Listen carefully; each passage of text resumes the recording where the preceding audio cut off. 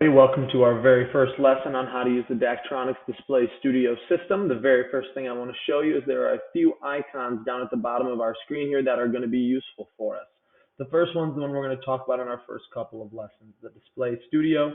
After that, we'll talk about these ones at a later date, but all three of these will have some sort of use down the road. You'll notice that this one is actually showing up right now. For now, you can just ignore it. When you click on the Display Studio, it'll take 10 or 15 seconds to kick up. But when you do, it'll take you to whatever tab you were on last. And this is where mine took me. I already loaded it, so I wouldn't have to wait for it.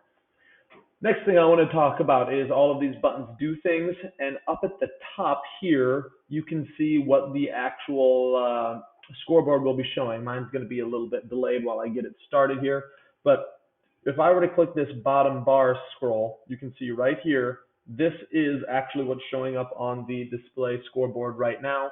And once it catches up, this one over here will start to show it as well. It takes a few seconds for it to get warmed up and ready to go. Similarly, when I hit the right sidebar, that one's apparently all good to go already. So those ones start up right away. And I can click the scaled, and that will be these three main areas. And you can see right now, this is what is showing up on the scoreboard right now. And they're starting to catch up. Next thing I want to note is that there's this other one right here. This is the full screen takeover zone. What it'll do is no matter what these ones are doing, it'll override on top of it for a little while, but these ones are still going to be running underneath of it. So when I'm going to click one of these buttons here, you'll notice these two things will be showing the same ones. The rest of these will just continue on in their loop as they go.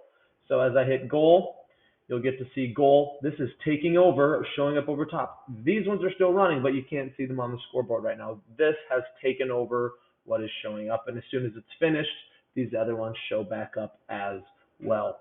This is handy because no matter what, you don't have to stop and reach and look and see what's going on the scoreboard because you can see what's going on the scoreboard on this top left screen right here.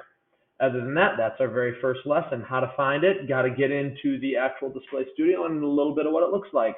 Thanks for watching lesson number 1.